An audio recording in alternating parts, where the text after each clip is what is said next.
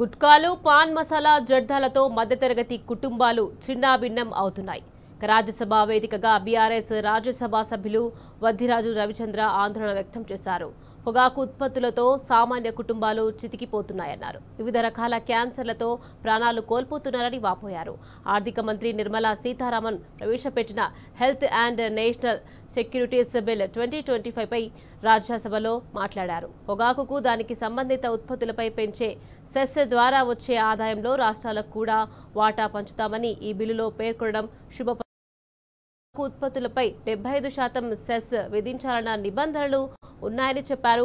పొగాకు ఉత్పత్తుల నుంచి వచ్చే ఆదాయాన్ని క్యాన్సర్ బాధితుల కోసం వినియోగించాలని సూచించారు.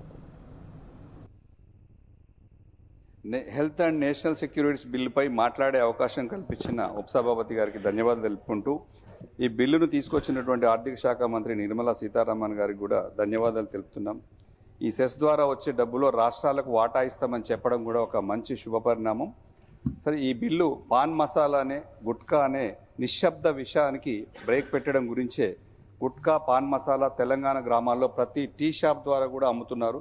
పేద కుటుంబం నెలకు 2-3 వేలు సంపాదించుకునే వారికి కూడా దాంట్లోంచి 500 నుంచి 800 రూపాయల దాకా గుట్కాలకు ఖర్చు పెట్టడం మూలంతో వాళ్ళ పిల్లల చదువులకు కానీ ఆరోగ్యాలకు కానీ వాళ్ళ భోజన ఖర్చులకు కూడా ఇబ్బంది అవుతున్నటువంటి పరిస్థితి ఉంది. తెలంగాణలో మౌత్ అండ్ గొంతు క్యాన్సరే ఎక్కువగా ఉన్నటువంటి పరిస్థితి ఉంది. దాంట్లో ఎంఎన్జే హాస్పిటల్లో 100 మంది పేషెంట్లు ఉంటే 16 మంది cancer patient throat and cancer ద్వారా ఉన్నారు.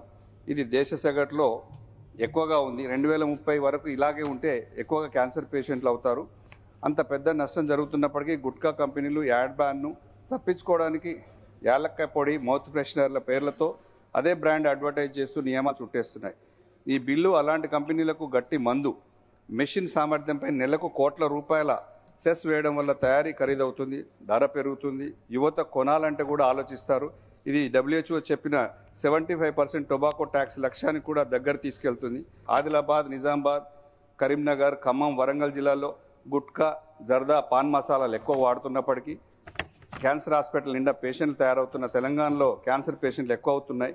ఈ సెస్ వాస్తవంగా ఆరోగ్య సేవలు క్యాన్సర్ హాస్పిటల్కు డీఅడిక్షన్ సెంటర్లు మెరుగుపడడానికి ఉపయోగపడితే తెలంగాణకి ఇది ఎంతో మేలు చేస్తుందని, గ్రామీణ తెలంగాణ ప్రాంతాల్లో పేదల మీద భారమైపోకుండా ఉండడానికి సెస్ ద్వారా వచ్చే డబ్బు నిజంగా పేద కుటుంబాల ఆరోగ్య రక్షణకు, మహిళలకు, చిన్నపిల్లలు ఎదుర్కొంటున్న సమస్యలకు ఉపయోగపడాలి. బీడీ కార్మికుల జీవితంలో ప్రమాదాలు పడకూడదు. తెలంగాణ 7 లక్షలకు పైగా మహిళలు బీడీలు చుట్టి జీవనం కొనసాగిస్తున్నారు. వీరిలో ఎక్కువ మంది దళిత, బీసీ, ఆదివాసీ మహిళలు. టొబాకో పనులపై సెస్ పెరిగితే మొదట ఇబ్బంది పడేది వీళ్ళే. బీడీ కార్మికుల కోసం ప్రత్యేక రిహాబిలిటేషన్ సెంటర్ పెట్టాలి. ప్రత్యామ్నాయ ఉద్యోగాలు, స్కిల్ ట్రైనింగ్ మరియు కనీస వేతనాలు వచ్చే విధంగా పేర్కొనాలి.